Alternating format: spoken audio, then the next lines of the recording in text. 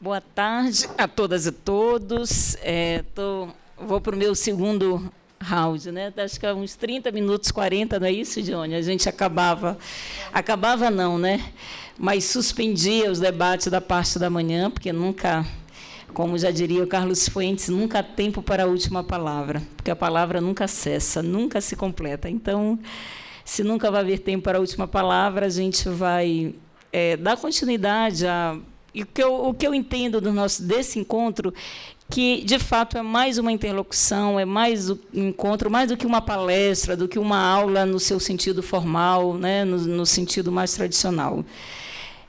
Essa fala, esse tema, eu abordei, tá mais ou menos há 2 semanas, né, Johnny, aqui na escola, com as formadoras, com os formadores, e a gente... Conversando, eu, o Kim e a Joane, a gente resolveu manter o mesmo tema para discutir com vocês, que é um tema, por força mesmo das redes sociais, ganha uma visibilidade, né, inquestionável, e que, de certa maneira, dialoga muito com as representações artísticas, com o teatro. Então, a minha fala vai muito situar um pouco o tema historicamente, a gente fazer assim um sobrevoo sobre os corpos desviantes para tentar fazer algumas articulações com o que isso importa para as representações contemporâneas, para as artes em geral e particularmente para o teatro. Então, vai ser esse o nosso desafio, né? Eu vou tentar vou fazer isso 30 minutos antes do término da minha fala, abrir para a gente dialogar um pouco mais. Tá legal?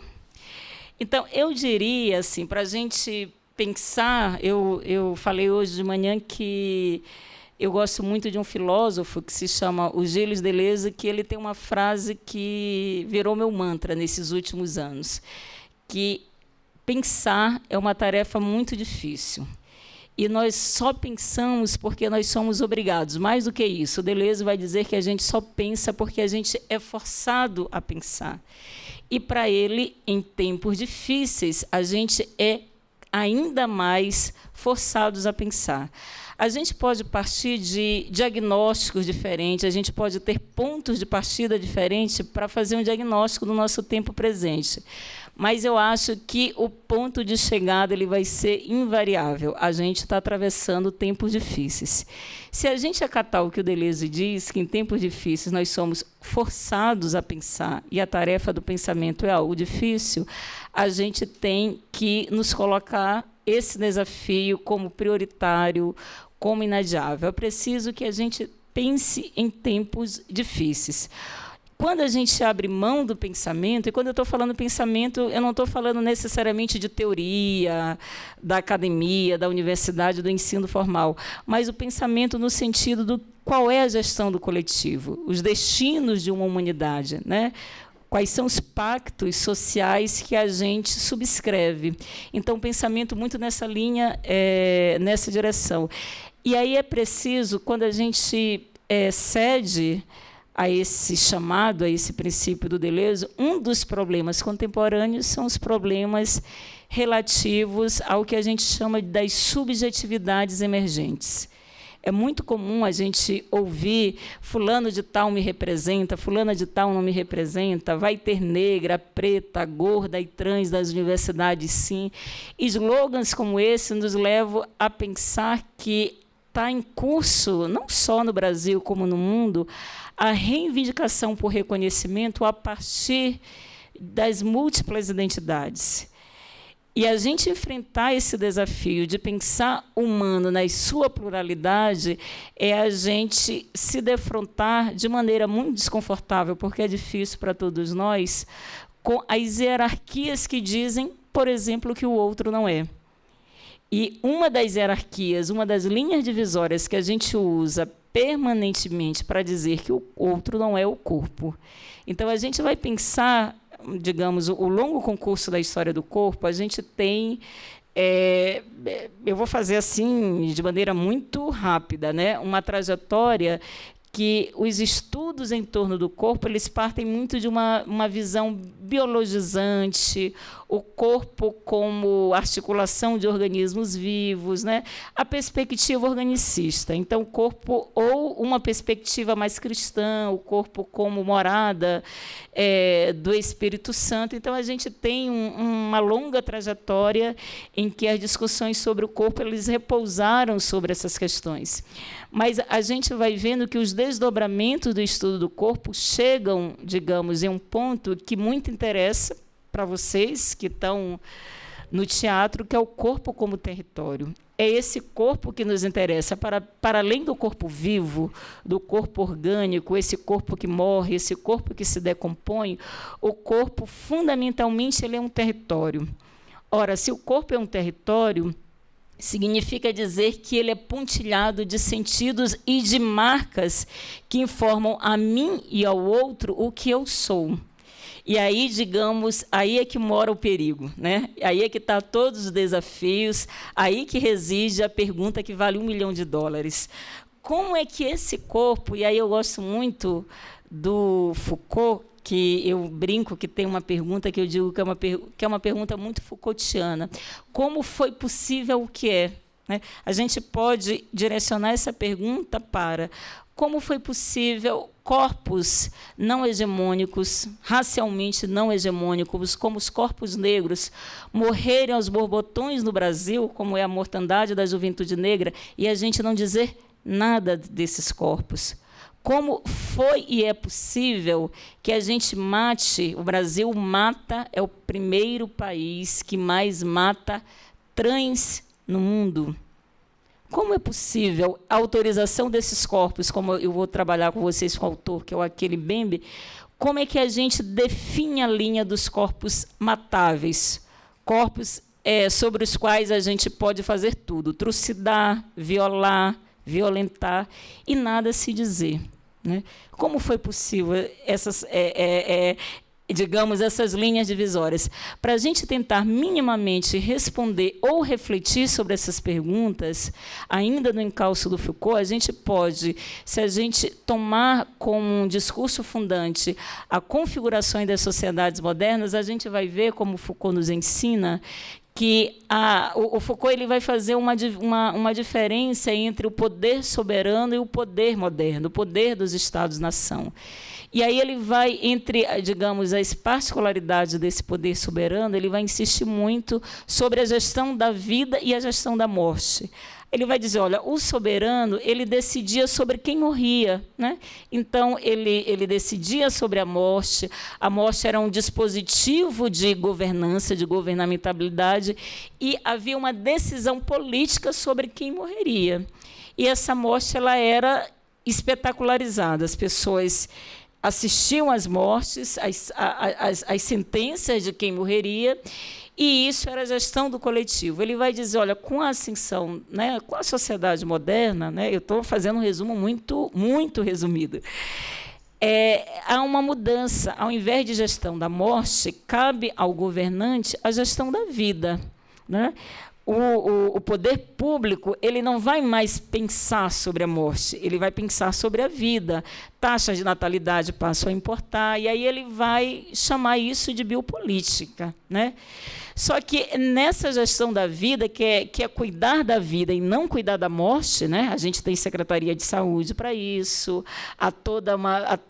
existem um direito internacional que pensa questões que não se pode torturar, só que não, né? SQN, para a gente usar a sigla das redes sociais, né? Que não se pode violar o corpo do outro, SQN, vai aí, todos os SQNs possíveis. Mas se a gente vamos, antes dos SQNs, vamos acreditar, digamos, supostamente na vida como foi pensada nas sociedades modernas. Então, o desafio que os Estados modernos têm é cuidar da vida do outro. E essa vida passa pelo corpo. Então, a gente tem todo um investimento público e político de cuidar da vida. Mas aí, já que o nosso primeiro SQN mas por que tantos corpos morrem com a complacência do poder público e porque morrem da forma que morrem, sem que nada se diga sobre esses corpos. Olha, quando a gente pensa que as relações de poder, como Foucault mesmo vai dizer, elas vão mudando de acordo com cada configuração histórica, a gente vai ver que racismos, sexismos, orientação sexual, elas são matrizes, né? Eu não diria, eu falei até hoje de manhã que não é gênese, mas são matrizes fundantes que retroalimentam as formas de exclusão, inclusive as máquinas de morte da contemporaneidade. E aí a gente vai ver por que pensar o corpo como território é importante para a gente discutir essas questões e por que o corpo desviante ele precisa ser designado como tal. Porque uma das discussões que a gente fez aqui mesmo na escola mas será que insistir em corpo desviante não é ruim? Será que a gente não reforçaria a discriminação? O que eu venho insistindo que é preciso a gente nomear esse corpo como desviante para dizer que é desse lugar da escória, desse lugar do abjeto, desse lugar do anômalo, desse lugar do feio, que se atualiza, se reatualiza formas de exclusão, de discriminação, de sujeição e de destituição. Portanto, o corpo desviante ele precisa ser chamado de desviante. Né? Não para reforçar preconceitos, mas para dizer é desse lugar, de um lugar do não normativo, que se cria, né? Criamos de maneira, às vezes, sutil, às vezes nem tanto, as formas de discriminação, de violação. E aí, pensando nessas matrizes fundantes, nesses discursos fundadores, a gente tem Vênus Hottentote. E essa imagem, eu venho insistindo que o nome dela, na verdade, era Sara, ela é chamada de Vênus por conta dos grandes lábios vaginais. E a Vênus Hottentote, ela é, para mim, mas não só para mim, como muitas pesquisadoras, como uma matriz, como um discurso fundador do abjeto, do escandaloso, do horror, do vil, do feio, do insuportável. Agora, por que se estabelece, por que esse corpo ele é um corpo tão insuportável? Ele chega a ser um corpo escandaloso. E o que é curioso a gente perceber, essa ideia dessas frases que a gente fala sobre esses corpos, né? O escândalo, que vem do grego, ele é uma engenhoca, que é uma captura, né? É uma espécie de arapuca, né, de armadilha. O escândalo é aquilo que, ao mesmo tempo que provoca repulsa, atrai. Não é à toa, né, eu falei isso de manhã também, que as exposições de arte, que a ignorância raivosa cerrou fileiras, dizendo, né, acusando algumas de pedofilia, etc., etc., elas foram chamadas de escandalosa. Há um princípio psicanalítico e tudo que é aquilo que a gente chama de escandaloso é que, ao mesmo tempo que a gente diz que não pode, que fere princípios X, Y e Z, que secretamente isso nos atrai de maneira que a gente tende a caracterizar como anômalo, como feio, mas também que nos atrai. Essa imagem da Sara, ela foi terrivelmente, essa mulher, ela é sul-africana, escravizada na Inglaterra, e o corpo dela foi, de maneira cruel, exumado depois de morte. O corpo dela, a ossada, foi recentemente transportada para a África do Sul, mas ela era exposta viva nos gabinetes de curiosidade, porque os gabinetes de curiosidade eles são, digamos, o protótipo dos museus. Então, os gabinetes de curiosidade, eles eram a reunião dos chamados objetos exóticos do Novo Mundo. Então, se a gente pensar o corpo como território, qual é a primeira lição que a gente tem de um corpo desviante? Que ele se presta para servir, para confirmar a minha normalidade. A Sara, ela serviu para dizer, nós somos os civilizados. Olha a síntese da barbaridade. Ela é o terrivelmente outro. Ela é o intolerável, né? Essa é uma imagem intolerável para o discurso da civilização. Então, essa fronteira entre nós e os outros, ela toma o corpo como nexo prioritário para a destituição. porque é o anômalo, é o feio, é o abjeto, enfim, é tudo aquilo que a gente não quer ter. Um dos princípios que são fundamentais para o nosso narcisismo é que a gente tende... Como é que a gente se sente confortável no mundo? Quanto mais a gente parece com o outro, parecer fisicamente, mais seguro nós seremos ou nos sentiremos. Quanto mais a gente ousa, nós sofreremos mais. Isso a gente sabe, né? Se você assume um cabelo crespo, se você é tatuado, se você usa pinça, se você é trans, se você é gordo, se você é negro, se você... Sabe? Me desculpa a expressão, fudeu. Você será a escória do mundo, né? Ou seja, quanto mais próximo da normalidade, mais confortável nós nos sentiremos. E a Sara serviu para isso. Olha, isso é o abjeto, isso é o não humano, isso é o inumano. Nós somos os civilizados. Ora, quando a gente tem um corpo como o da Sara, que é violado, mesmo viva, né? Ela era objeto de investigação. E a gente tem corpos que não são brancos, que não são hétero, que não são ocidentais, que a gente coloca nessa fronteira do outro. É preciso que a gente perceba que esse corpo, como território, ele alimenta de maneira secreta as formas mais violentas da gente se afirmar, né? E aí a gente vai ver que nessas, digamos, possibilidade de afirmação, é preciso que a gente pense como a normatização, voltando àquela pergunta que eu disse para vocês, que é uma pergunta fundamentalmente Foucaultiana, como foi possível o que é. E aí, se a gente pegar essa ideia do Foucault da biopolítica, a gente vai dando mais uma volta no parafuso, a gente vai deparar com outro pensador que eu gosto muito, que é aquele Bembe, que a biopolítica ele acrescenta um outro termo que ele chama de necropolítica.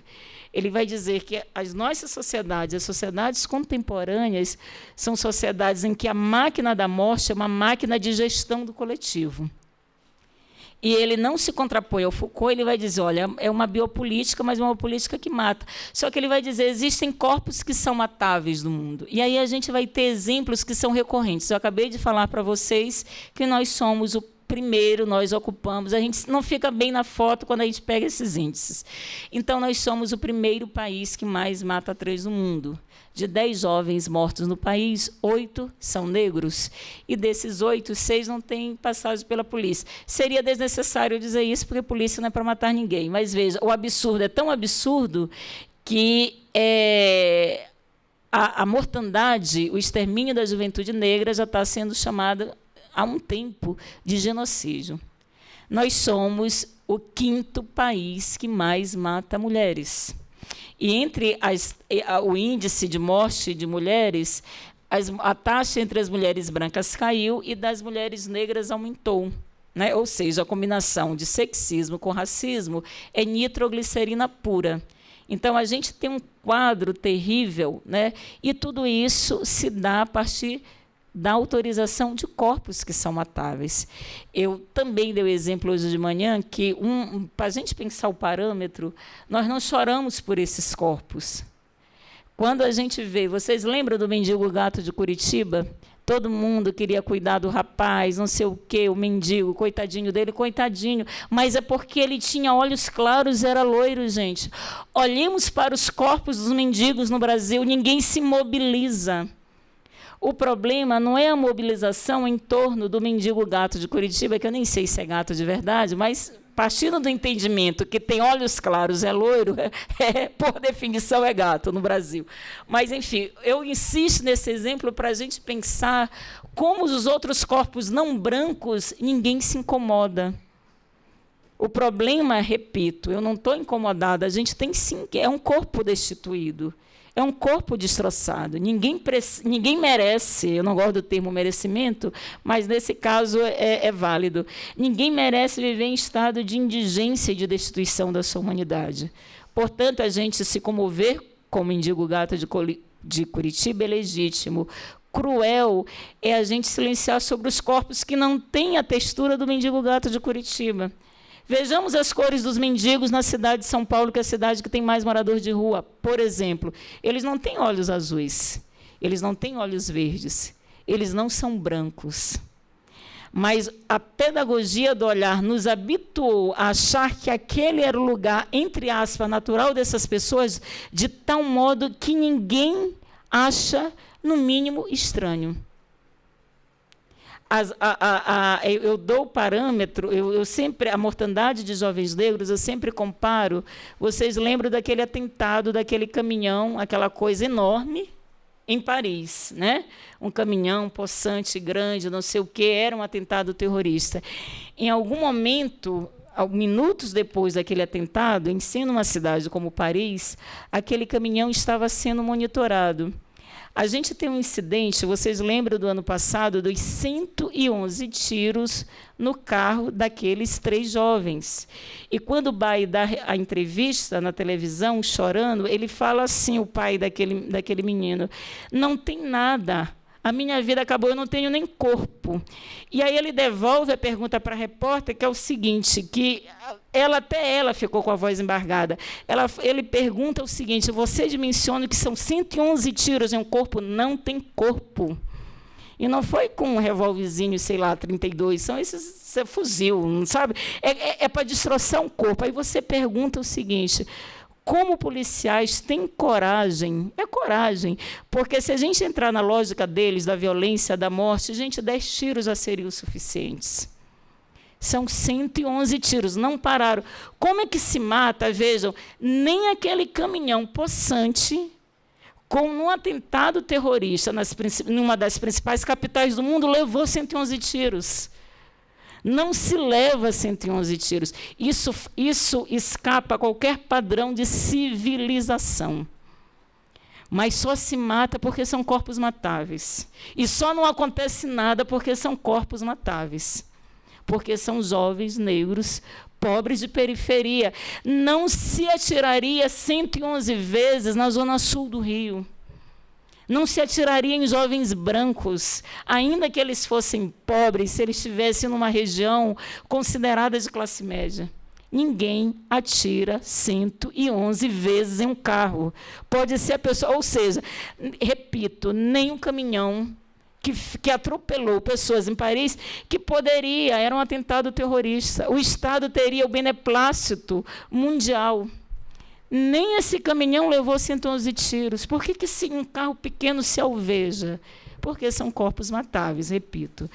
E aí, quando a gente pensa essa ideia, como é que a gente faz com que esses corpos eles tenham, já que é um território, que é um território cheio de sentido, como é que a gente constrói sobre esses corpos desviantes uma outra lógica de visibilidade? Como é que a gente pode... tem uma frase que, se não me engano, é do Sartre, que eu gosto muito, que ele diz o seguinte, de onde eu me nego...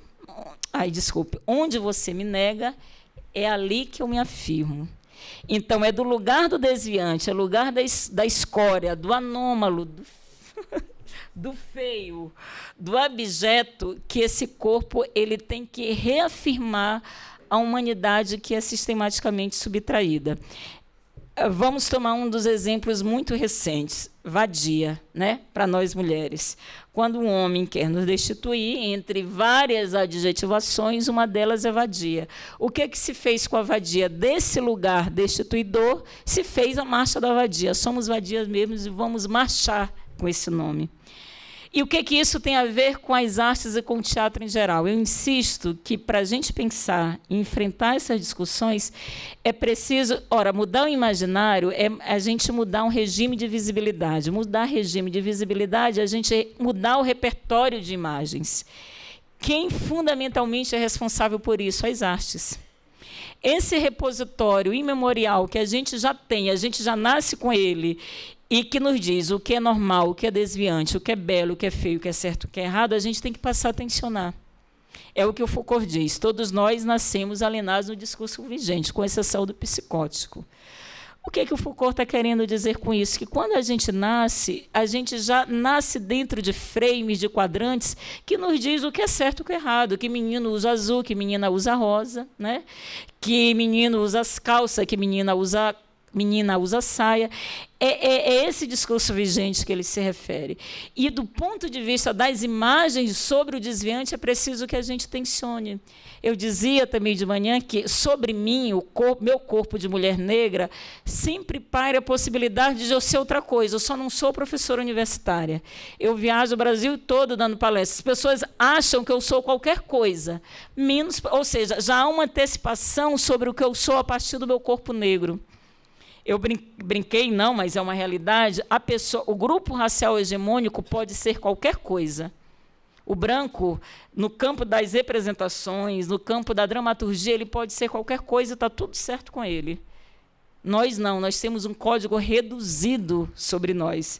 E essa redução estereotipante, ela é cruel e, às vezes, até letal, porque se o corpo antecipa quem eu sou, e esse quem eu sou sempre opera na lógica da negatividade, se a gente pensar o corpo trans, por exemplo, uma mulher trans, eu sempre vou associar ela à prostituição, a um mercado, ao lumping proletariado, a algo da escória. Eu nunca vou ver uma mulher trans como executiva de banco. Ela pode até ser, mas ela jamais vai ser vista se ela entrar ou nesse espaço, em qualquer outro, e dizer, olha, mas ela é uma executiva. Né? A gente pode ter a resposta mais fácil de dar. A gente não pensa porque ela nunca está. Mas por que essas pessoas não estão em outros espaços? A gente tem atalhos cruéis para dizer porque não querem, porque preferem estar no mundo da prostituição. Não, gente. Não é porque elas querem. É porque esse mundo interdita esse corpo, dando a ele apenas a possibilidade de ele atuar naquela fronteira. E aí tudo isso funciona como se fosse uma profecia autorrealizadora. Vocês lembram do caso do dentista, estou tentando lembrar o nome dele, que foi morto do aeroporto de Guarulhos, que inclusive era filho de policial. Ele vai deixar a namorada dele no aeroporto. Quando ele sai do estacionamento, ele estava com um carro caro, um carro importado, que eu não entendo de carro. Mas por que ele é perseguido? É um homem negro, na madrugada, no aeroporto de... Flávio, exatamente, Gione. Ele é perseguido, ele é morto praticamente na porta da casa dele. E o policial que persegue esse rapaz, ele só faltou dizer porque ele era negro. Ele fala assim, mas ele estava na madrugada, no carro caro, saindo do aeroporto de Guarulhos, e só faltou ele dizer, e era negro. Ou seja, um homem negro saindo do aeroporto de Guarulhos, num carro caro, não dá outra. Ele não pode ser executivo. Ele não pode ser um profissional liberal, um dentista, como ele era. Só pode ter roubado esse carro. Perseguir e matar o dentista. Ou seja, a fixação sobre o que esse corpo significa é tão cruel, e aí a gente coloca trans, negros, os não ocidentais. O Deleuze, ele diz, o que é nascer estabelecido no mundo? É nascer branco, homem, o homem que ele está falando é um homem gênero, né? Não a espécie, homem ocidental, heterossexual, cis, cristão. Todos os outros estão sujeitos a sofrerem destituição ao longo da sua biografia, ao longo da sua trajetória. Ora, o que significa essa destituição? Significa que nos signos corpóreos desses outros, que em alguma medida representam a escória do mundo, ou seja, eu digo que eu sou, dizendo que esse outro não é, eu vou violar esse corpo sobre ele está autorizado, literalmente, eu tocar o terror. E aí a gente vai ver que, do ponto de vista das imagens, como eu falei para vocês, se é nossa tarefa dar ao corpo desviante, dizer que sim, ele é um corpo desviante, mas dar a ele um outro sentido, eu venho insistindo que esse sentido é uma operação que se assemelha muito com o que as artes fazem. Quando a gente pensa a imagem de um mictório que serve para se fazer xixi, esse mictório vira uma obra de arte, significa que é desse deslocamento que a gente está falando, entendeu? É um deslocamento que é a minha correlação, ela é meio exagerada, mas eu estou falando que o procedimento que nos cabe fazer, as técnicas, é exatamente isso, é fazer que esse corpo signifique outra coisa. Que esse corpo desviante, que é visto de maneira discriminada, mais do que preconceituosa, porque a gente não pode confundir preconceito com discriminação, porque senão, quando a gente fala de corpos desviantes ou discriminação, vira o que eu costumo brincar, um avião de todos a bordo, porque aí a mulher loira diz, mas eu sofro preconceito, o obeso fala, eu também, aí a gente fala, não é também assim, gente. Há uma diferença entre preconceito, o que a loira sofre no Brasil é preconceito, que, como todo preconceito, a gente tem que combater, né?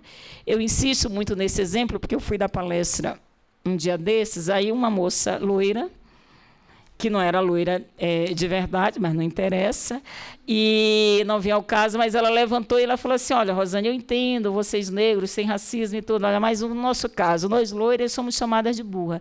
A minha resposta foi a seguinte, é um preconceito que deve ser combatido. Aí a minha pergunta para ela foi a seguinte, algum salão de cabeleireira já faliu no Brasil porque as mulheres deixaram de pintar o cabelo porque não querem ser associadas à loira burra?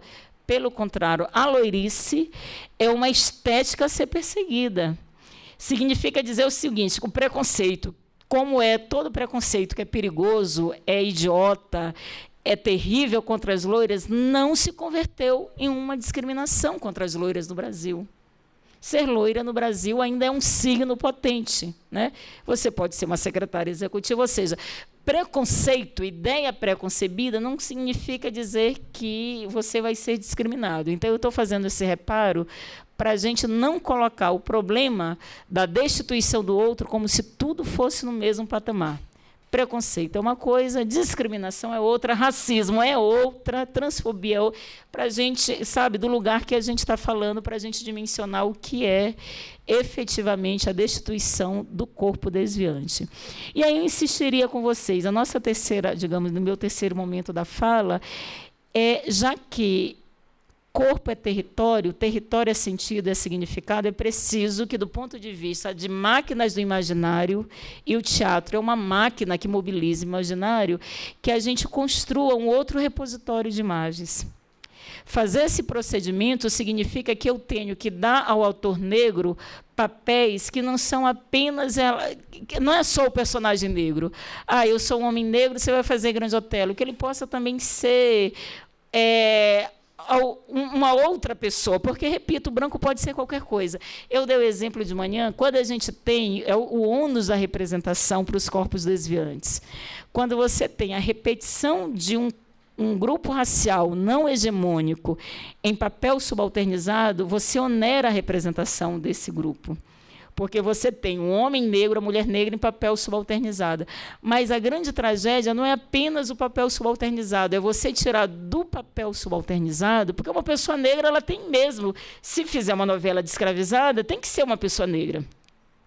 O problema é que o negro ele não tem família nas nossas novelas, ele não protagoniza nada, o roteiro não depende dele, ele é um quase nada.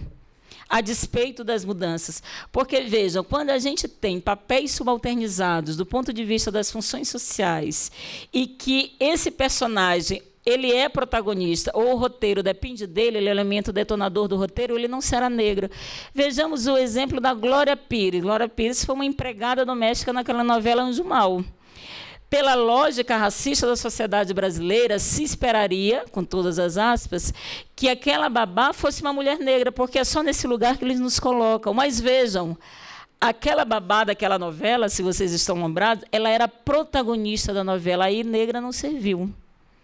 Kevin Costner, ele foi o guarda-costas lá com a Whitney Houston, né? Mas não se dizia, muita mulher, e homens também, não dizia, eu queria ter um guarda-costas daquele. Ele era o guarda-costas, né? Não era o homem negro tradicional no lugar de segurança. Então, o problema, a tragédia, ela se completa quando você tem, além do lugar da subalternização, a retirada de um papel importante. Porque quando você tem personagens que protagonizam, que o roteiro depende dele, se cria, que é o que o Freud vai dizer, ideais culturais. O que são os ideais culturais? São ideais que a gente quer seguir, que a gente quer ser o que a gente quer ter.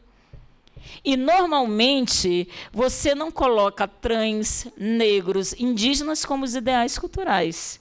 Quem mobiliza muito ideais culturais? A publicidade. Carros caros. Nunca tem mulheres. Mulher negra, então, nem vou falar, né? Nunca tem mulheres dirigindo lançamento de carro. No limite, nós estamos no banco carona, não é assim? Qual é a expressão da força e do poder no carro? É homem branco, de olhos azuis ou verde, né? Está ali dirigindo o carro caro. Isso é o quê? Isso é o ideal cultural, é aquilo que eu quero ser, o que eu quero ter. Não são os grupos, não são os corpos desviantes. Eu quero ter aquele carro, mas para eu ter aquele carro, eu tenho que ter aquele biotipo. Só que eles não dizem isso para a gente assim, né? De maneira tão crua, né? Tão grosseira. Ora, se o ideal cultural é aquilo que a gente quer ser, o que a gente quer ter, e ideais culturais eles se dão a partir de imagens, imagens formam imaginários, é preciso que a gente rompa com esse repositório que está aí. Eu dei exemplo muito de atores, de papéis, mas é preciso que, desde técnicas de iluminação, a gente mude, para a gente favorecer a presença de um corpo desviante no palco, por exemplo. Direção de cena, tudo tem que mudar. A gramática de produção tem que mudar, porque a técnica ela não é autônoma. Quando eu fiz jornalismo, vocês viram a minha apresentação, eu com meu cabelo curto, até a semana passada eu estava com esse cabelo, né? Black. Então, quando eu fazia graduação, já está com um tempo, não vou dizer quanto tempo assim, um tempo não muito distante, quando quem faz jornalismo sabe que a gente tem uma disciplina de tele, né? E aí você tem revezamentos, né? Porque hora você é repórter, hora você vai para a bancada. Quando eu ia para a bancada, o técnico, que era assistente do professor, dizia para mim o seguinte: Rosane, mas logo hoje que você vai para a bancada, você está com o cabelo assim? Eu falei, mas que cabelo assim? Coloca o cabelo para trás, amarra, porque esse cabelo ele disputa com a informação. Ora, gente, quem cresce com o cabelo assim? É o cabelo crespo. Significa dizer que há uma técnica, não vai dizer que é o cabelo crespo, diz que você tem que estar sóbrio na frente da tela, porque também isso é só uma regra nossa, porque isso não... Estar sóbrio na frente da tela é você ser adepto a uma estética que não é negra. Porque cabelo para cima não cabe. Então, o que a gente tem? Aí eu fazia realmente birra, eu não amarrava meu cabelo, eu ia e criava aquela tensão toda, né? Quando a gente é mais jovem ainda, a gente tem que causar mesmo na juventude. Se a gente não causa quando é jovem, não vai causar mais em momento nenhum da vida, né? Mas é quando é jovem que a gente é mais provocador, e aí causava essa tensão. Significa dizer que essa técnica tem que ser mudada. Porque o Muniz Sodré, ele diz que o negro que ingressa na televisão brasileira, ele dizia isso na década de 70, é um negro que se deixa morrer. Porque, de certa forma, vai ter que alisar o cabelo. Agora, claro, a gente tem exceções que estão dentro de um padrão, como a Maju, mas é a exceção que confirma a regra. A exceção é a única moça do tempo, é uma só. A exceção ela só serve para confirmar a regra, que nós somos ausentes. Não se tem indígenas na nossa televisão e ninguém acha estranho. Não se tem trans na televisão brasileira e ninguém acha estranho, porque a normalidade do mundo ela está do lado do grupo racial hegemônico. Eu vou também... A Dione já deve estar cansada dos meus exemplos, que ela assistiu todas as palestras. Então, a gente organizou um evento na ECA, na USP, e lotou. Eu e um colega professor. E um homem branco, e aí todos os dias lotava, e ele muito contente, eu também, porque o evento lotava, aí ele dizia assim para mim, nossa, Rô, você viu hoje, lotou, deu muita gente. O terceiro dia do evento foi sobre comunicação, diversidade, questão racial, aí apareceram muitas pessoas negras, né? Tinha até uma moça indígena. Aí no final do evento ele falou assim para mim, nossa, Rô, você viu como deu negros? Aí eu brinquei com ele, eu falei, ô Lu, ontem era gente, hoje é negros. Aí ele riu muito desconcertado, eu falei, mas, Luciano, é isso. Para vocês brancos, vocês não são brancos. Vocês estão num auditório cheio de vocês e, para vocês, vocês são pessoas. Eu não ouço nenhum branco entrando nas salas, nos auditórios da USP, dizendo, nossa, como tem branco aqui. Vocês já ouviram? Nossa, mas tem muito branco, 100% branco. Agora, numa sala de 50, se tem 10 negros, aí já marca. Nossa, mas tem negro, né? Porque é o outro que ele marca. Ele não é um outro, ele é a normalidade do mundo. Ele representa a universalidade do mundo. E ele não se dá conta porque... E não é uma questão de culpa dele, desse meu amigo. É porque todos nós, brancos e negros, héteros e cis, fomos acostumados a lidar como se isso fosse a normalidade do mundo. De tal modo que um auditório cheio de pessoas brancas, para ele, é cheio de gente. Aí, quando dá negros, nossa, mas tem negro aqui, né? Porque essa marcação do outro só confirma que há uma normalidade do que é o mundo. Não é? Pelo menos nas esferas de poder, de pensamento, da inteligência, da intelectualidade, do que representa a USP. Se fosse num presídio, seria diferente. A maioria ali não é branca, não é? Então, a gente essas hierarquias raciais, de gênero, de orientação sexual, de classe, que vai nos informando de que é preciso que a gente esteja muito atento para a gente pensar que desigualdade e pobreza ela não é só marcada por uma questão de classe, como a gente... Pelo contrário, a raça informa a classe. A orientação, o gênero informa a classe. Né? Não existe um indistinto pobres e ricos. Né? Os negros só são mais pobres no Brasil porque eles são negros. A gente tem que inverter a equação. Os trans morrem mais no país porque eles são trans. Não é porque eles são pobres. Não é porque travesti é violenta, elas opram. Não, gente, é porque matam porque são trans. É porque nós somos violentos com esses corpos. Né? É essa que é a questão. O que vem depois, isso sim é derivada. Agora, quando a gente pensa... O teatro e os nossos papéis, a gente tem, que eu gosto muito de uma filósofa, é a responsabilidade de mudar esse estado de coisas. As redes sociais, eu gosto muito delas, elas agilizaram, faz com que a gente tenha acesso a coisas do mundo que a gente não teria, mas também aquilo ali é a desgraça, né? É aquilo. Se a gente é obrigado a pensar, as redes sociais fazem tudo o contrário, a gente não pensa. E ela é perigosa por conta disso. Por que eu estou dando o exemplo das redes sociais? Até me escapou, mas eu vou lembrar. Lembrei porque eu estou falando das redes sociais. Porque nas redes sociais, como tudo é polarizado, ou você é culpado ou você não é. Ou você é racista ou você não é. E aí ela é danosa porque, na verdade, quando a gente pensa esse estado de coisas, o nosso desafio não é dizer todo hétero é ocupado pela situação trans, gay, é dizer que todos nós somos responsáveis. Todo branco é culpado pelo racismo? Não, é responsável. Alguns são, né? Mas todos nós somos responsáveis pela mudança de tudo isso. Por que é importante que a gente lide com a ideia de responsabilidade? Porque culpa, né? Quando a Hannah Arendt, e eu dei esse exemplo de manhã, ela vai no julgamento e olha aquele cara, olha que a Hannah Arendt era judia, e ela olha as perguntas que fazem para ele, e ele fala assim, olha, mas você poderia ter aberto a porta. Foram vários judeus sendo queimados, você do lado de fora, você sabendo que eles estavam morrendo. E por que você não abriu a porta? E ele responde, olha, eu só estava cumprindo ordens. E as respostas de quem acompanhou aquele julgamento, assim, é cínico, é um mal. Aí ela vai falar da banalização do mal. Ela fala, mas vejam, não é só uma questão da maldade dele. O que ela vai dizer? Esse cara é quase um pateta. Realmente ele não pensou. Olha o que o Deleuze diz. Ela fala, ele não pensou de fato. E quando a gente não pensa, a gente subscreve as piores tragédias. Eu brinquei hoje de manhã que quando eu ouço alguém me dizendo que é cidadão de bem, eu atravesso do outro lado. Eu tenho medo do cidadão de bem. Gente, cidadão de bem é capaz de coisas terríveis. Esses defensores da família, do bem, os tementes a Deus, os nossos nobres deputados, eles são capazes de coisas terríveis. Aquelas imagens da Ku Klux Klan, quando eles penduram negros nas árvores, aí a gente diz, mas foi a Ku Klux Klan que pendurava negros. Era meia dúzia, encapuzados. Mas vejam em torno das fotografias, quem está olhando aquele espetáculo. Senhorinhas e senhorinhas bem vestidos, homens de terno, mulheres de tubinhos, eles estão com o quê? Com a Bíblia debaixo do braço. Aquelas pessoas ou estavam indo, eu costumo dizer, ou vindo do culto. São cidadãos de bem.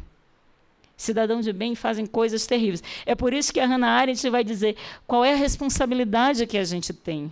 Não basta apenas a gente dizer, eu não fiz, eu não sou racista, eu não sou transfóbico, mas todos nós, em certa medida, nós somos responsáveis pelo que acontece na nossa sociedade. E a responsabilidade é pela mudança ou também pela manutenção. Eu dei um exemplo também, que a Dione já está com a orelha quente de ouvir, e aí, eu fui visitar uma amiga que ela mora no Minhocão e a gente estava tomando vinho até altas horas da noite e, de repente, ouço gritos. E são gritos clamorosos, gritos muito doídos, uma pessoa pedindo ajuda. E eu digo para vocês, sinceramente, se vocês ouvissem aquele grito, ninguém fica impassivo aquele grito. Eu comecei a ficar incomodada, vamos chamar a polícia, não sei o quê.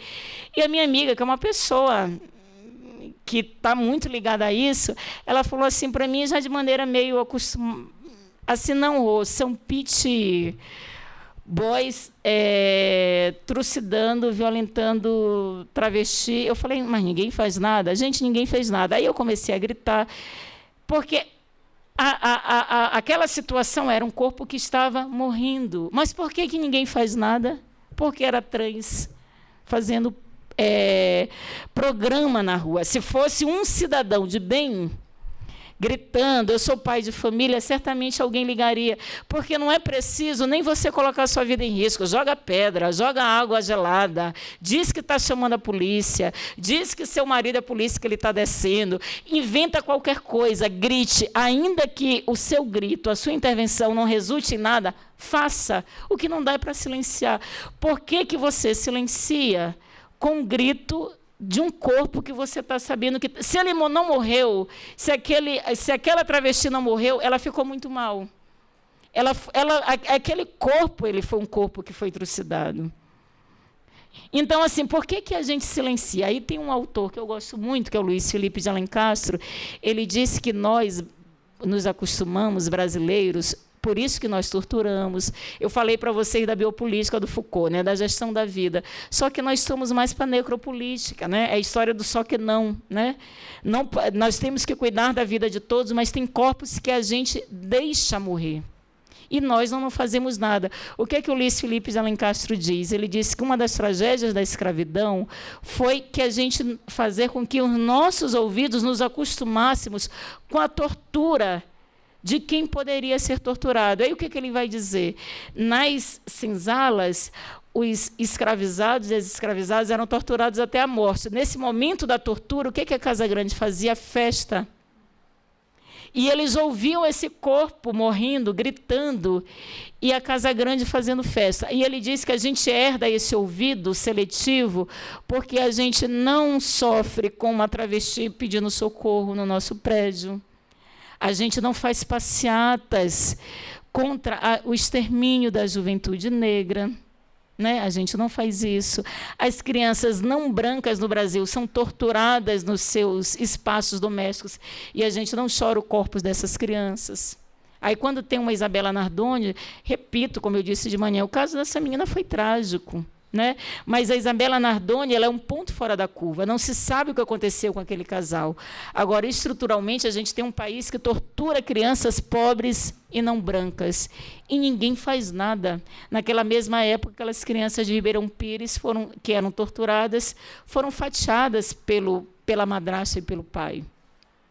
Nós nem choramos pela visibilidade do que foi aquela tragédia, porque a imprensa sequer divulgou. Então, a gente tem o que acontece, os atentados terroristas em África, né? O que aconteceu desde o Ruanda, em 94, quando a ONU retira suas tropas e diz assim, são negros se matando, são duas etnias. Ninguém diz nada. A escravidão na Líbia, ninguém faz nada, porque são corpos que se pode fazer, escravizar, matar, violar, estuprar. Não tem passeata na orla do Rio de Janeiro, não tem passeata na Avenida Paulista, né? Os 111 tiros era para ter uma comoção nacional. Repito, se fossem jovens brancos, esses 111 tiros não passariam em brancas nuvens, literalmente. Secretário de Segurança ia cair, policial ia ser preso, a gente ia fazer passeata na Avenida Paulista, porque isso atenta contra direitos humanos, etc. A gente ia conhecer a família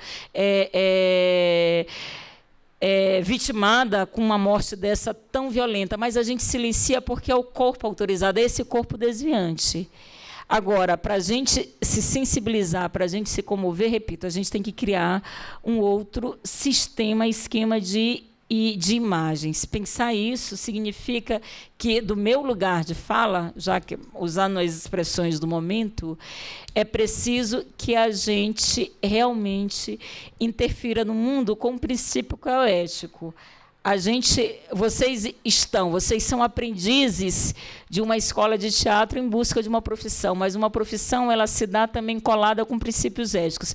E o princípio ético é toda profissão que a gente procura, que a gente assume, ela tem que estar em consórcio ou com a emancipação do ser humano ou com o sacrifício do ser humano. A pergunta que eu deixo para vocês é: vocês pactuam com a emancipação? Porque a emancipação da humanidade é a nossa emancipação, né? O sacrifício, quando a gente tem esses dados, esses corpos desviantes, essa destituição terrível, porque muita gente acha que racismo também é algo recente. As pessoas acham que o ódio do brasileiro começou essa ignorância raivosa que a gente está vendo aí, né? Eu li agora recentemente um cara dizendo culpado de tudo isso é esse Paulo Freire, né? Porque o Lula escolheu ele como ministro da Educação, agora querem torná-lo patrono da educação. Acho que o Paulo Freire ele ficou rindo, né, no túmulo, né? O Paulo Freire morreu bem antes, quer dizer, como é que um cidadão brasileiro não conhece, nem sabe o que é Paulo Freire? Né? Então, essa ignorância raivosa não está pensando, mas a gente sempre foi um país odioso. Né? O ódio ela é uma matriz, porque, veja, um país que escravizou por mais de 300 anos, que não incluiu, que fez o que fez com a sua população indígena, é extremamente violento. O ódio, a violência, não é algo das redes sociais.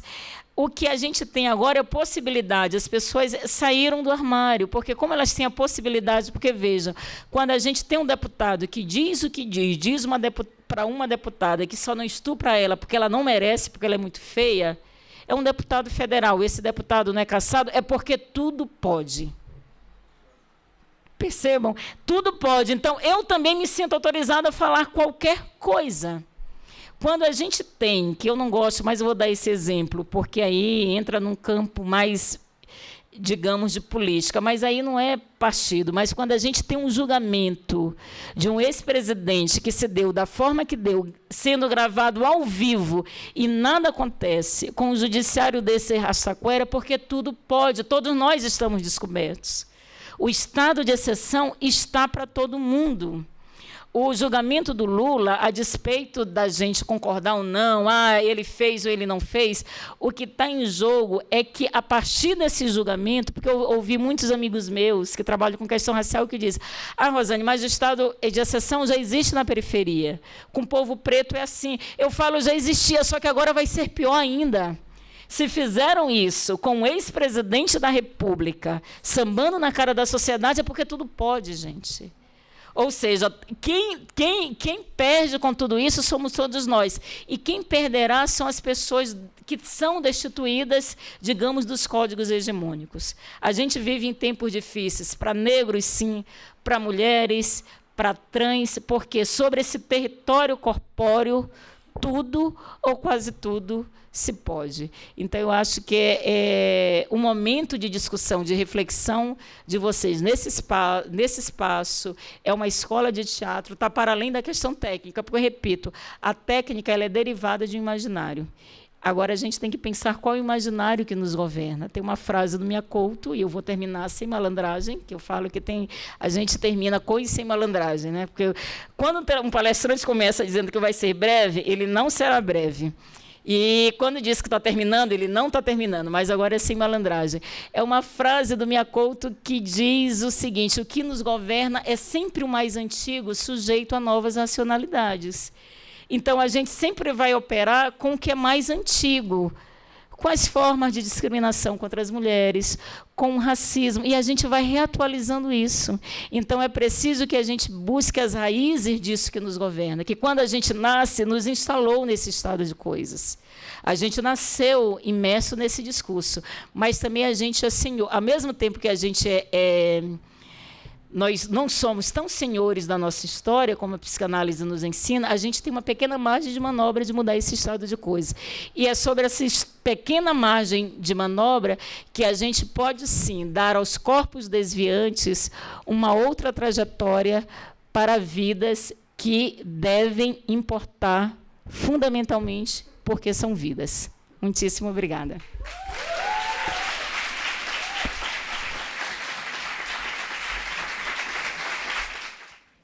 Boa tarde. Boa tarde. Boa tarde, Rosane. Parabéns pela palestra, excelente fala. Bom, não preciso dizer, mas, de toda forma, é sempre bom que se elogie em público, dizem. A minha pergunta é o seguinte, relacionada à imagem e à arte e a tudo que você colocou, eu tenho uma grande preocupação quanto ao simbólico, porque, às vezes, me parece que tudo isso, e quando você fala de imagem, é a falta que a gente tem cada vez mais de uma interpretação, inclusive simbólica, do mundo. Isso, por exemplo, de justamente os lugares em que se pertence, ou então o preto só fazer papel de preto, e tal, ou então você coloca um deficiente, e aí ele vai obrigatoriamente ter que fazer um papel de um deficiente que passou por uma história X, assado. Né? Essas debilidades que existem, por conta da gente ser literal, inclusive, justamente tratar através de categorias que são muito literais, que são na base do visível, inclusive, só do olho, só do que a gente enxerga, da aparência. Né? E o quanto que eu temo e me pergunto da arte, de o quanto a gente consegue quebrar com isso, mas sem, ao mesmo tempo, inclusive, corroborar, fazendo... Eu fico com muito medo de o que vai ser o futuro. É necessário, e eu sei que é necessário. Entendo que são os primeiros passos e que eles devem ser postos em prática e que há uma política por trás da arte também, mas em que ponto a gente não pode, inclusive, acabar, me pergunto, enquanto negra, né, enquanto preta, corroborando para que se faça apenas um teatro preto, por exemplo, sabe? E se caia sempre em categorias, sempre em questões de daí, então, eu junto o meu nicho e tal, mas, ok, é válido para agora, porque a gente precisa combater de frente. Mas como ir para além e quebrar realmente com o simbólico, que é essa imagem, acho que você põe, que é realmente chegar ao ponto de... Não é preto nem branco, né? São pessoas no palco. E aí isso não significa... Porque hoje, se eu coloco, por exemplo, enquanto dramaturga, um branco fazendo um papel justamente de um mordomo e todo o resto da família pretos, isso vai significar algo dado o nosso tempo histórico. Como chegar... Enfim, claro, é grande pergunta, mas como ir quebrando aos poucos com isso de até, sabe... Não... Isso não é mais importante. Exato. Sabe? Não cair na própria gafe, achando que está girando a roda e, na verdade, está andando em círculo. Eu tenho muito medo disso. E aí te pergunto, te jogo, como mexer com o simbólico de fato? Você vê algo para além do que é visível? Uma possibilidade para além do que o nosso olho enxerga? Então, Letícia, a sua pergunta é interessante. Eu acho que, assim, se eu pudesse resumir, eu entendo a sua pergunta. Você diz, quando isso deixará de importar? Quando deixar de haver racismo? Entendeu? Agora... Só para eu completar, desculpa, porque a mim me parece, eu pergunto no campo da arte, claro, mas isso justamente, já está nos Estados Unidos, chegar e matar um monte de criancinha e tudo mais, você ia atirar em escolas, etc. Tudo está banal, tudo está num patamar que é não simbólico. E as coisas que eram simbólicas, não indo para um cristianismo, mas para um sagrado realmente, de que isso significa algo para além do literal, sabe? Parece que estão perdidas até no dia a dia mesmo, enfim. Entendi. Mas eu acho que eu vou fazer, se você me permite, um reparo. Eu estou entendendo a ideia que você está dizendo. É que a gente está sem mediações.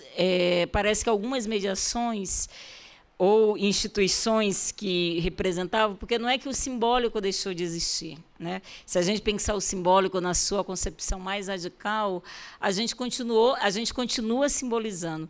A questão, Letícia, que eu acho que eu vou voltar a essa questão do simbólico, é quando você pergunta assim, quando é para a gente não cair em armadilhas. Eu acho que isso é um desafio. Só enquanto houver racismo, sexismo, transfobia, é preciso que a gente denome as coisas.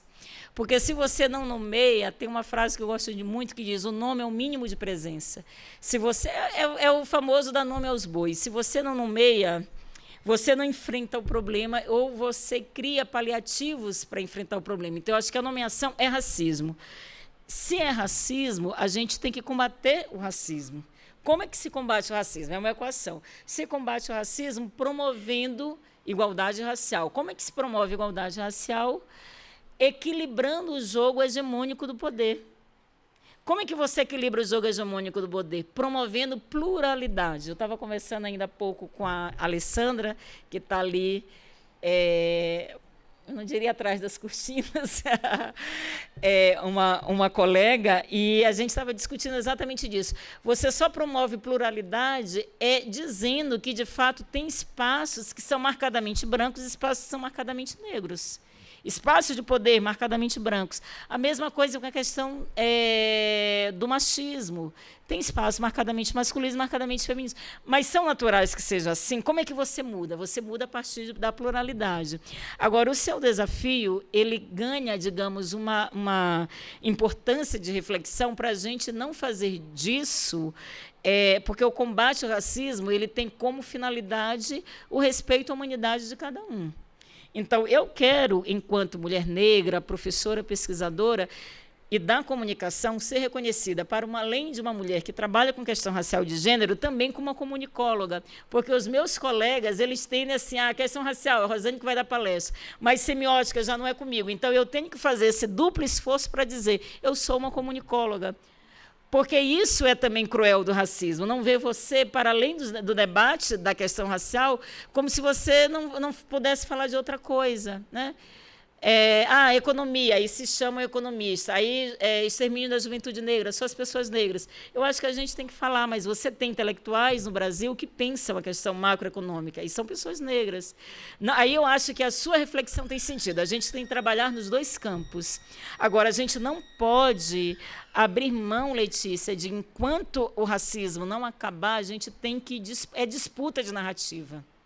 É preciso, e aí não é que o branco vai ter que ceder, mas o branco ele tem que ter consciência que ele carrega, que é o que uma pesquisadora americana diz, ele carrega uma mochila invisível, que é do privilégio.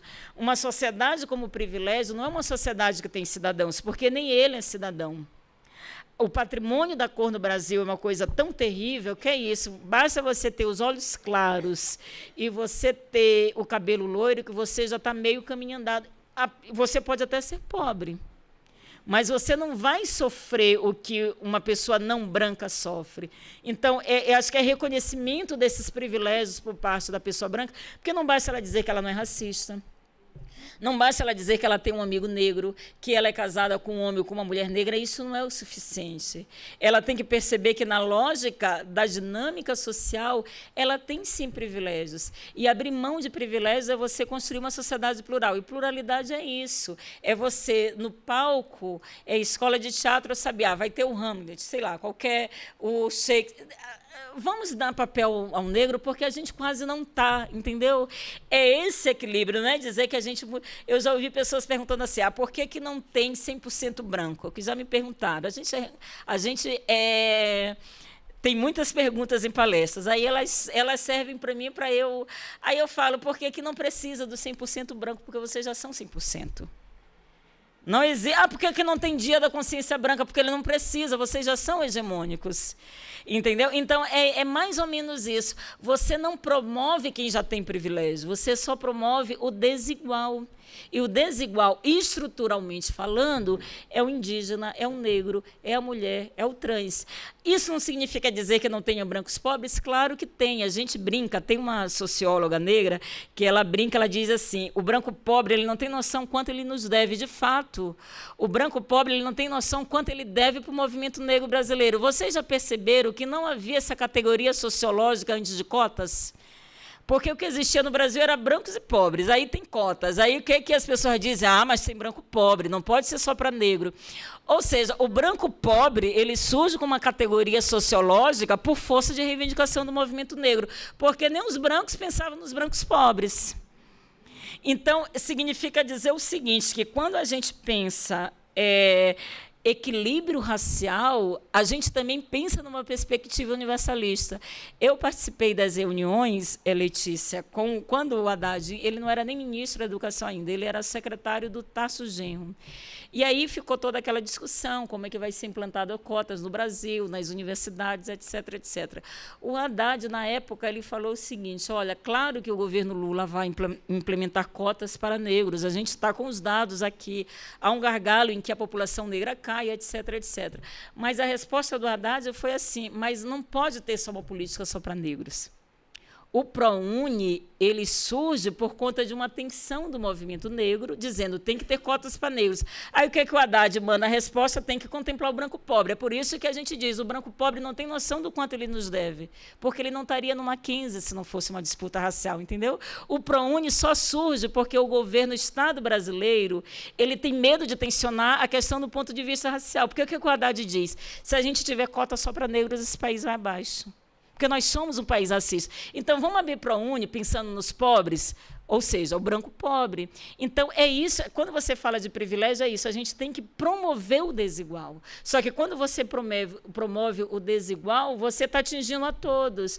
Quando você pensa mulher negra, que está na base da pirâmide, você tem política só para mulheres negras, você vai beneficiar a mulher branca. Por decorrência, mas o foco tem que ser quem está na base da pirâmide. É por isso que o trabalho tem que ser duplo. A gente não pode ter medo de dizer, mas a gente pode ficar uma coisa só nossa, só negro, então só para trans. Não, quando você trabalha com essa perspectiva, você está mudando toda a estrutura social. Agora, o simbólico, Letícia, ele primeiro que ele é fundante das relações sociais, né? É o simbólico que nos faz humanos. Tem uma piada, não sei se vocês já ouviram, que diz o seguinte, qual a diferença entre nós e os outros animais? É que os outros animais não fazem fofoca. Só nós fazemos fofoca, nós seres humanos. Mas o que essa anedota quer dizer? É só nós, só a gente constrói o mundo a partir da instância simbólica. O simbólico, ele nos rege. Se a gente abrir mão do simbólico, a gente é apenas um ser vivo. A gente não é mais ser humano. Agora, o simbólico que nos instala na sociedade, que nos faz seres sociais e falantes, ele também se dá a partir de uma ligação com o imaginário e com o real. É por isso, quando você diz, estão abrindo mão, eu acho que o que você está chamando mais de simbólico tem mais a ver com valores do que com simbólico. Quando você dá o exemplo dos Estados Unidos, aquela sociedade ultracompetitiva, liberação de armas, depressão, né? Pessoas que vivem à base de remédio, porque a gente pode dizer assim, como é que a gente pode considerar, principalmente agora com esse louco, né? Com esse louco nem se fala, o Donald Trump, mas como é que a gente pode acatar ordens, é a potência mundial, o mundo gira em torno deles, se a maioria da população toma remédio controlado. O problema não é com a população que toma remédio controlado, ou seja, é um país, gente, que não vai bem. Um país que vive à base de Rivotril, né? E aí também aqui não está muito diferente o negócio, né? Mas não estamos bem.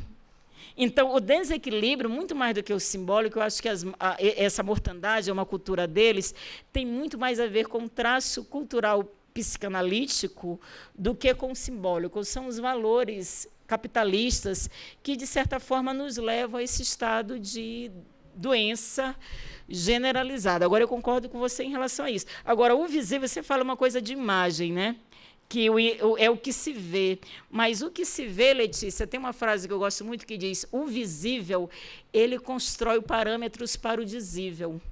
O que eu vejo, a visão, ela sempre foi importante para os gregos, para a filosofia, porque a gente diz assim, por que a visão que é o grande sentido da gente, né? Amor à primeira vista, panorâmica, tudo tem a ver com o olho, porque o olho ele tem algo secreto com desejos. E o visível, que não é visualidade, é poder. Aquilo que é visível é porque tem poder. E aí eu sempre brinco com os meus alunos, não confundam visibilidade com visualidade. Visualidade é trocar foto no Face e as pessoas, linda, poderosa, diva, divô que divolada, gente. E a gente não está lacrando coisa nenhuma.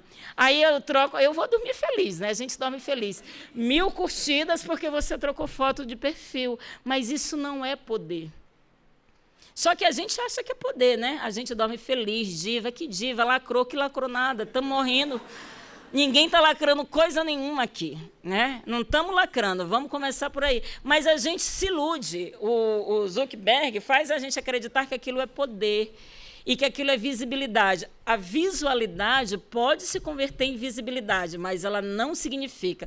Você pode ser uma usuária, quanto mais o Facebook, está todo dia com sua carinha preta e você não tem poder nenhum na vida material. Você pode ter 5.000 likes. Se aqueles 5.000 likes não se converter a uma visibilidade efetiva, é apenas a ilusão que os meninos do Vale do Silício querem que a gente tenha. Como ele diz, eles querem que a gente use a rede social mais vezes que escovamos dentes, mais vezes que a gente toma banho. É verdade, a gente usa muito mais. Agora, na verdade, quem tem poder são eles, né? Eles é que são os caras e as caras. A gente é apenas o fantoche desse mundo que nos engana. Agora, visibilidade é importante, porque você diz o que está para além do visível, mas o visível é o que é o poder. Cada imagem do poder corresponde ao poder da imagem. Okay. Tem mais alguém? Tem mais alguém? Aí Letícia fala e depois vem para ela. Pode dar para ela. Não, só para eu dizer que o que eu quis dizer com o simbólico e o visível, e o para além do visível, é só na qualidade imediata de a gente bater o olho e não ter a capacidade mais de, por exemplo, ir ao teatro e eu entrar na história e eu falar que agora eu sou um monstro e todo mundo ver o monstro, entende? Essa capacidade de você sair do real, sair do literal. É do superficial, né? Entendeu? Digamos assim. Não, entendi. eu acho que a pessoa fica ela não consegue mergulhar. Ela fica no superficial. Então é nessa relação, sabe, que eu digo até para o teatro, de inclusive de tudo virar simbólico, de ser um lugar onde tudo deveria virar simbólico. Enfim, a mim me parece, e fico me questionando isso, de quanto mais a gente ruma para o literal, até na peça, de literal, sou eu, são as minhas escolhas, etc., e torno isso muito literal, o quanto que isso também não agrava o fato da gente deixar de acreditar em algo para além. E aí esse para além que eu... Entendi. Enfim, era isso que eu queria dizer. Obrigada. Oi, meu nome é Tainá. Eu queria perguntar para você se você acha que a gente vai conseguir acabar com o racismo no sistema capitalista. Porque a gente sabe que o racismo, o machismo não foi criado pelo capitalismo, mas que o capitalismo se apropria disso para se manter e para erguer, deixar levantado esse tema de exploração. E aí eu queria saber se para você se há alguma forma de acabar com o racismo, acabar com o machismo nesse sistema, ou se é só fazendo revolução mesmo que a gente vai conseguir mudar, enfim, conseguir a nossa liberdade. Não se acabar no sentido de terminar com o racismo sem outra forma, outro sistema, né? Agora, o que eu acho que nos cabe, já que ninguém mais está pregando, quase ninguém mais está pregando a revolução, né? Nós tentamos mudança dentro do próprio capitalismo, nem diria que era amortecer, mas porque também se tem uma discussão seguinte, o que nos cabe, né? Tem muita gente que acha que a luta contra o racismo ela não é uma luta, eu nem diria legítima, mas que se perde tempo, que se poderia só brigar pelo fim do capitalismo. O que a história nos ensina? Porque a história é uma grande Professora, nos sistemas comunistas, quando você não trabalha as questões das identidades, você carrega também todas as hierarquias raciais e de gênero. Então, é preciso que, mesmo no capitalismo, e a gente sabendo que ele tem limites, que você trabalhe concomitantemente com todas essas questões e não as pensando como hierárquicas. Não é a questão de classe que é mais importante, porque o capitalismo, como você bem disse, o 8 de março é 8 de março por quê? Porque foram meninas imigrantes menores de idade, em sua maioria, que morreram naquela fábrica. Tinha homens? Tinha. Ou seja, o capitalismo, para explorar, ele não explora indistintamente. Ele escolhe camadas, isso se dá num golpe só, né? De gênero, orientação sexual, pertencimento geográfico, território social, território geográfico, raça, para superexplorar. Então, é preciso que esse enfrentamento a ele se dê concomitante, né? Agora, eu concordo que o fim do racismo no sistema capitalismo ele é uma utopia, no sentido de que não se acabará, né, porque ele é uma forma de exploração e de dominação. Já que o capitalismo precisa explorar e dominar, ele sempre vai procurar variáveis para a exploração. Agora, isso não significa dizer que a gente, por conta disso, vamos cruzar os braços, porque capitalismo não é isso. A gente pode mudar os códigos de subjetividade políticos, culturais, mesmo do capitalismo, a partir dessas tensões, né? Isso é fundamental.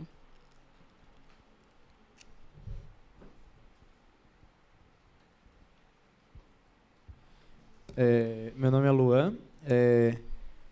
Eu já tinha tido uma experiência da sua fala no SESI também, e foi maravilhoso. E aí eu fiquei com algumas coisas já, desde lá, matutando muitas coisas. Quando você falou das máquinas do imaginário, de mudar esse repertório, é algo tão novo e ainda uma mata a ser, né, descoberta. E como é que a gente vai fazer isso? Eu acho que também é responsabilidade nossa, que está começando e pensando arte, experimentar. Mas eu queria saber se, para você, se você já viveu alguma experiência dessa no mundo das artes, se você já teve essa experiência com algum artista, com alguma peça, né, algo que acessou em você enquanto resultado, enquanto, né, essa mudança de fato do imaginário. Até porque, por exemplo, eu escrevo, então eu gosto muito de ver outras coisas, outros artistas. Então, se tem alguma coisa que em você acessou, se você pudesse compartilhar com a gente. Olha, eu tenho assim, experiências de atores, de atrizes, de projetos. Você tem a própria Elisa Lucinda. Eu vejo que ela que esteve aqui com vocês, né?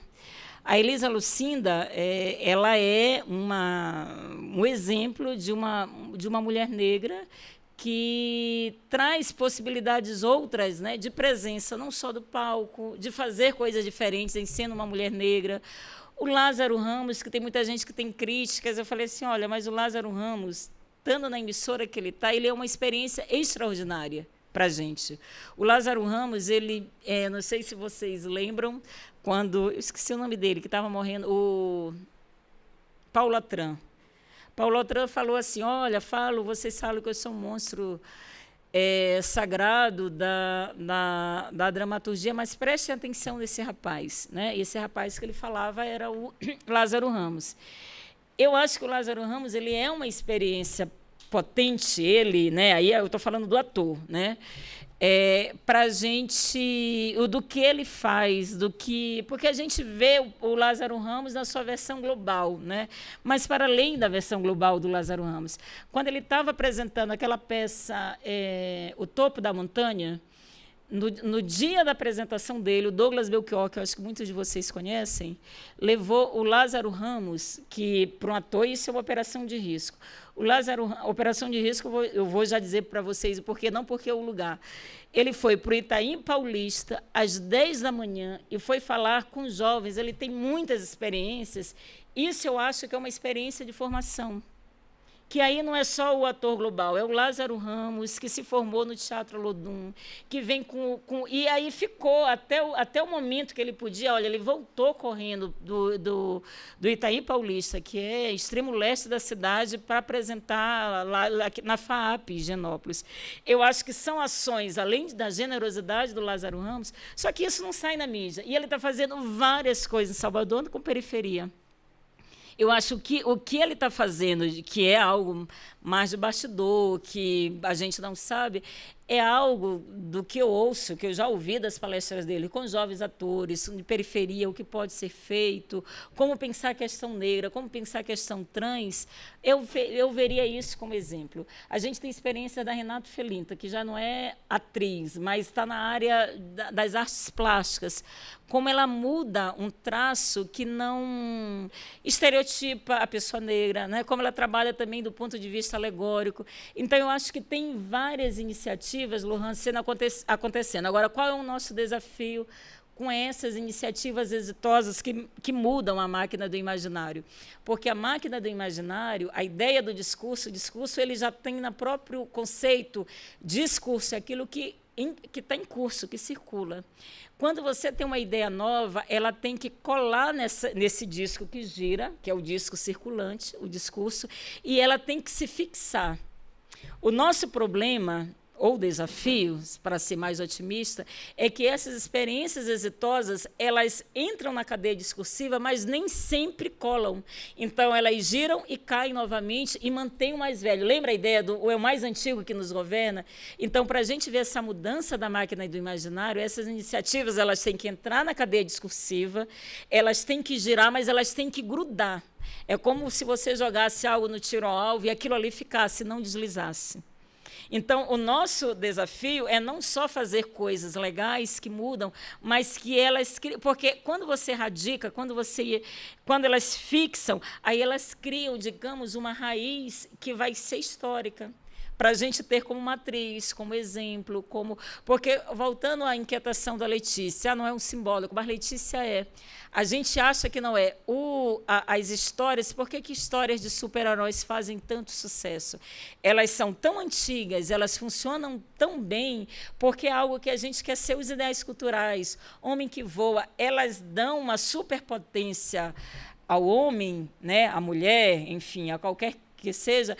Elas nos dão qualidades que a gente não tem, que a gente sempre quis ter, a gente quis sempre voar, é por isso que a gente inventa máquinas. Então, o Campbell ele vai dizer o seguinte, que o mundo ele se alimenta de 2 ou 3 histórias. História de cinema, história de teatro, está em 2 ou 3 matrizes. Tudo que a gente faz hoje se alimenta dessas 2 ou 3 histórias, ou seja, são matrizes que são muito restritas e que vão se reelaborando. Então, a gente tem que construir matrizes, no sentido que servem de inspiração. Né? O que a Renata Felinto faz, é legal, é bonito, ela está combatendo o racismo, mas ela tem que ter seguidoras, no sentido positivo do termo, não de seguidora, de influenciar o digital, essas coisas. Ou seja, ela deve se prestar ao modelo a ser copiado. Quando a gente pensa no clássico, o que é o clássico? É aquilo que a gente olha, repete, copia. Isso é um clássico. Então, a gente tem que se tornar clássico. As nossas experiências têm que se... Agora, como que se tornam clássicos? Quando se tornam matrizes. Quando fixam na cadeia discursiva. E quando não são episódicos, fenomênicos, que a gente aplaude e diz, nossa, vocês viram? Aquela peça denunciou o racismo. Mas aquela peça que denunciou o racismo ficou só nela.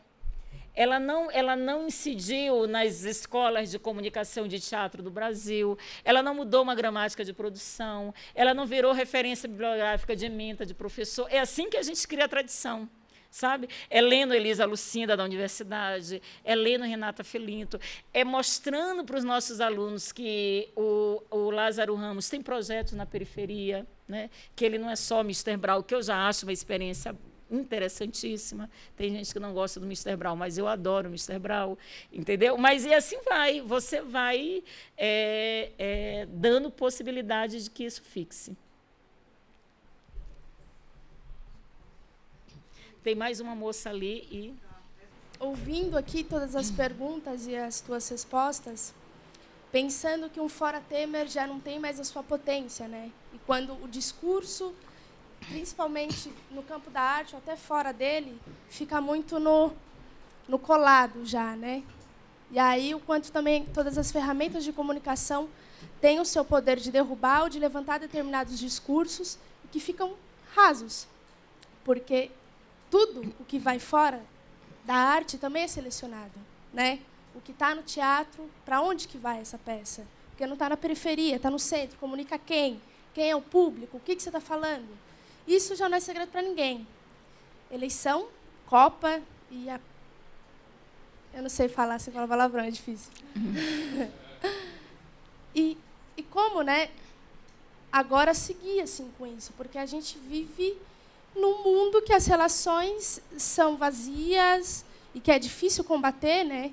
Eu estava vindo de moto, passei ali pelo Brás, pela Sé, tinha um cara com um coco e ele rasgava o coco e comia como se fosse um caviar, assim.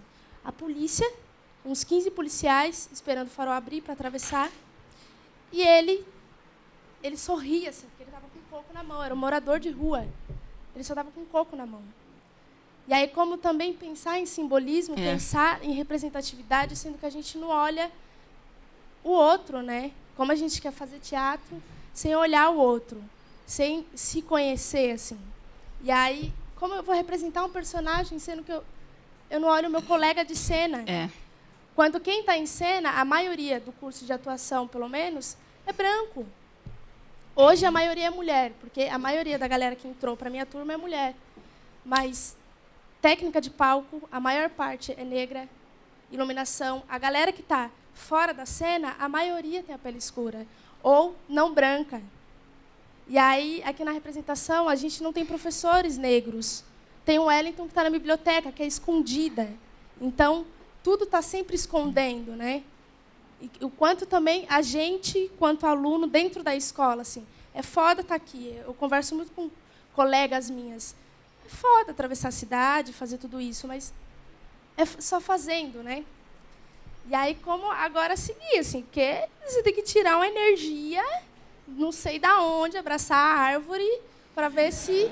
Não, mas porque tá tenso mesmo. Tá tenso sair de casa, tá tenso a polícia, a violência de pegar um ônibus para atravessar a cidade, ou muitas vezes não ter acesso a esses pensadores ou essas pensadoras que estão na universidade, né?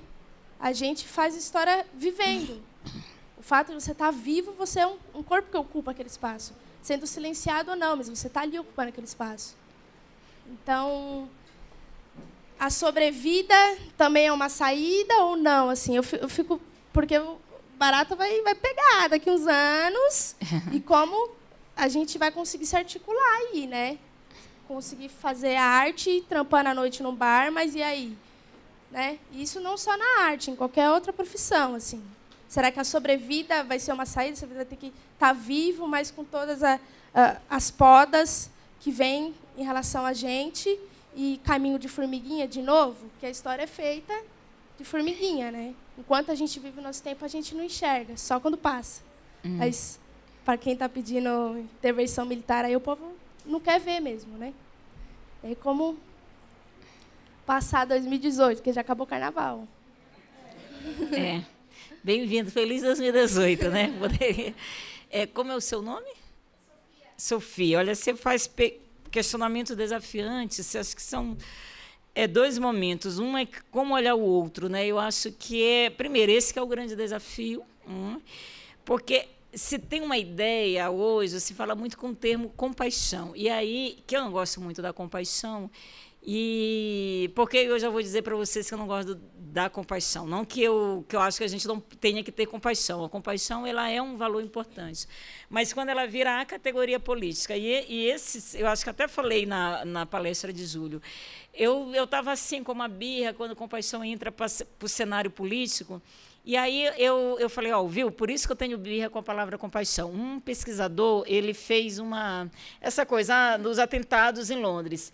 Temos que ter compaixão, temos que ter compaixão. E aí ele viu que o perigo da compaixão nas famílias que têm vítimas é o seguinte, quando o seu vizinho tem compaixão do vizinho que perdeu o filho no atentado terrorista, atropelado, enfim, baleado, ele vai ter o reverso da compaixão é que ele tem ódio de quem fez aquilo. porque você se coloca no lugar do outro. E olhar o outro, Letícia, eu não preciso me colocar no lugar do outro, porque quando o outro, veja, se você perde um filho no atentado terrorista, você tem a dor. Então, você vai sofrer, se você tem uma filha estuprada, um filho, você vai sofrer, você não vai querer justiça, você vai querer vingança, porque isso é natural nosso.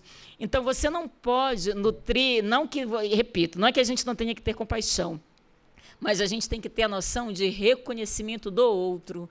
Porque a gente se colocar no lugar do outro, muita gente fala assim, tem que se colocar no lugar do negro. Eu não quero que ninguém se coloque no meu lugar para saber o que eu sofro.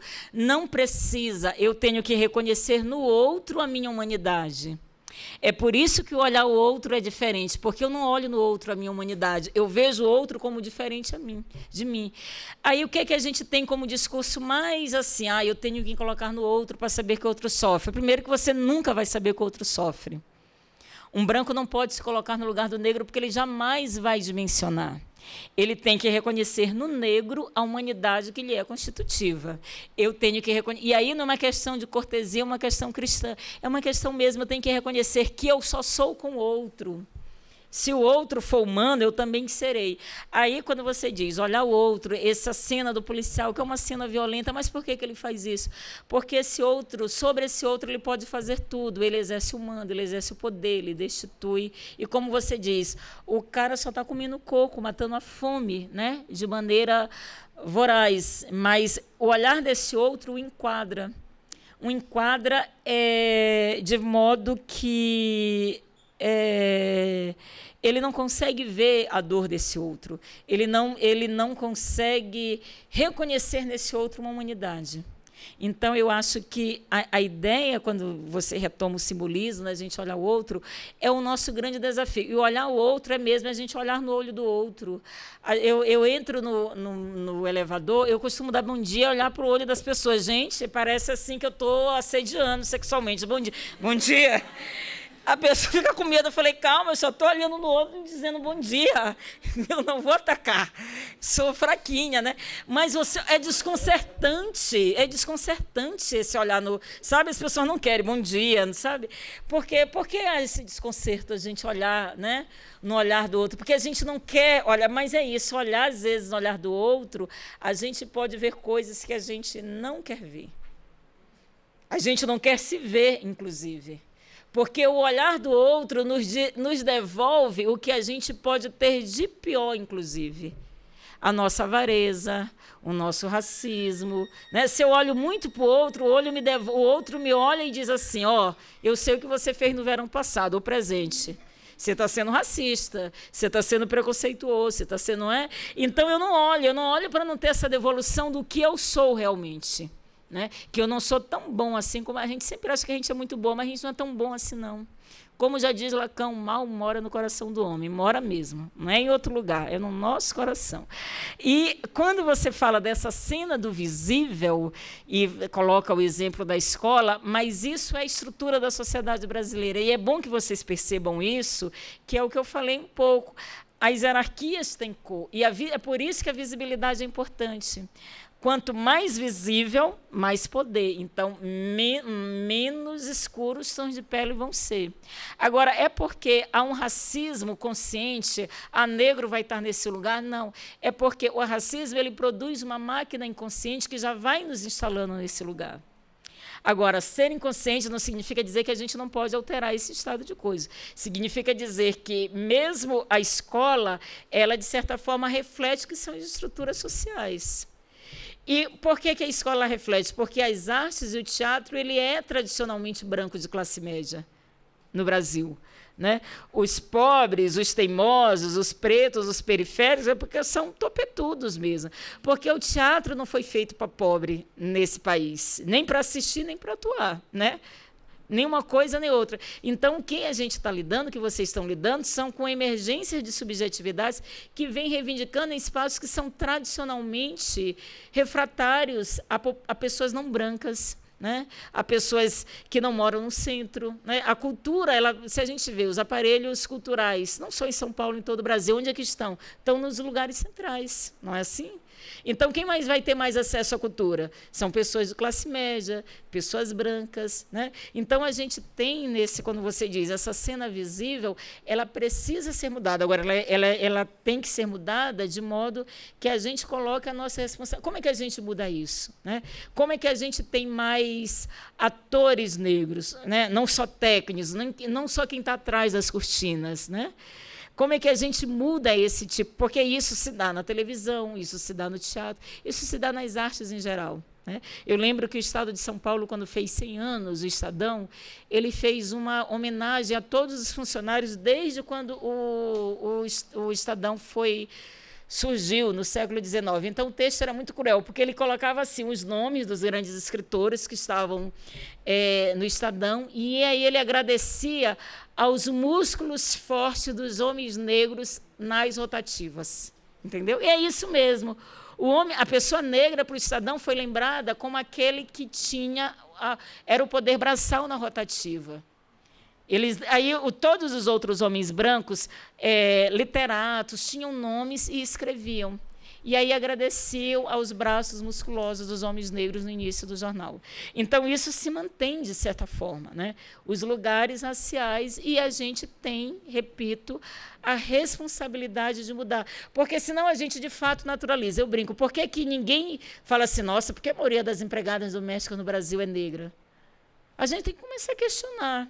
Né? É porque elas não gostam de estudar, é porque elas são preguiçosas, elas são afeitas, por que a maioria é negra? E aí a gente tem um dado, quando teve a PEC das empregadas domésticas, as, entre aspas, boas patroas se insurgiram, porque tinham que pagar 13º, tinham que pagar férias, porque, pasme, em pleno século XXI, tinha gente, como ainda tem gente, que tem uma escravinha, porque é isso que eles têm, de domingo a domingo, que mora na casa dessas pessoas, e que no final do mês, quando a coisa aperta, porque ela comprou uma bolsa Gucci, ela falou, escuta, esse mês eu não vou poder te pagar um salário, não, vai R$500, aí dá um sapato. Tá? Isso existe.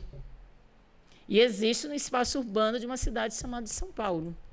Então, quando a PEC veio, que muita gente falou, nossa, mas é muito grande o número de pessoas que não pagam e querem ter essas pessoas exclusivas na casa delas. Mas por que isso acontece? Por conta da nossa mente escravocrata, que o corpo negro é o para servir. E aí isso vai se refletir de várias formas. Né? De várias formas. Agora, quando você fala das dificuldades, sempre... Eu não estou dizendo isso para Thaís, né? Sofia, desculpa. Sofia é um pouco para também... Está difícil, a gente está atravessando tempos difíceis para jovens, da periferia, está tudo muito... A gente está vivendo um estado de exceção, mas eu gosto muito de dizer assim, a gente passou por momentos também muito difíceis. Pessoas que morreram por nós. O que foi o Quilombo de Palmares? O Quilombo de Palmares, ele foi...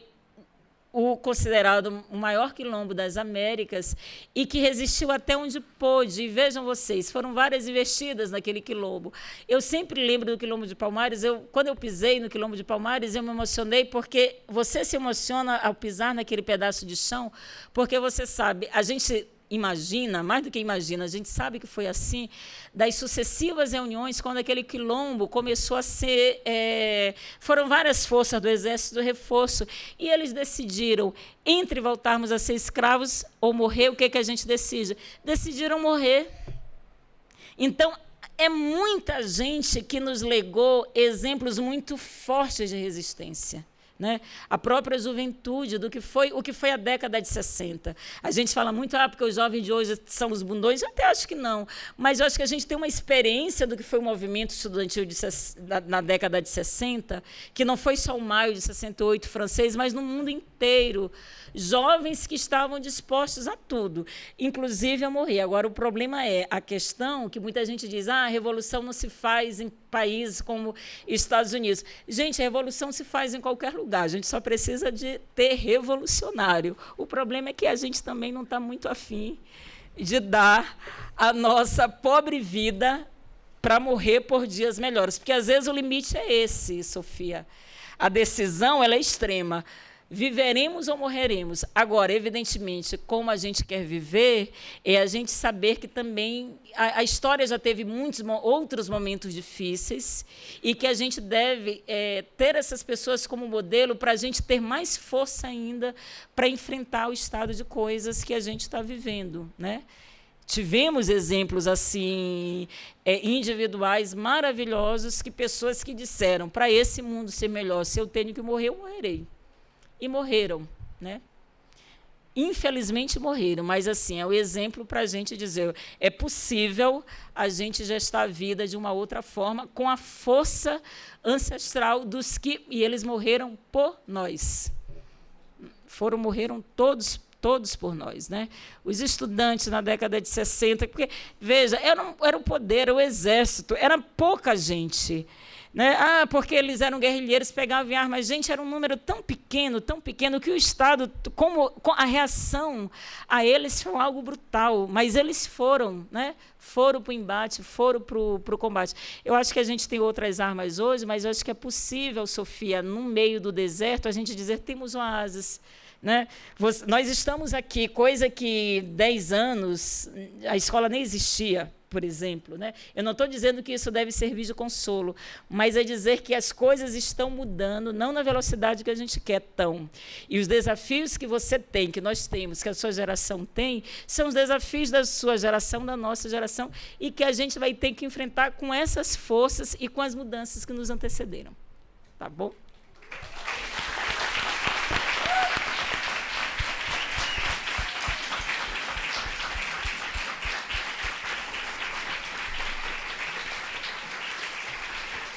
Obrigada, Rosane, mais uma vez.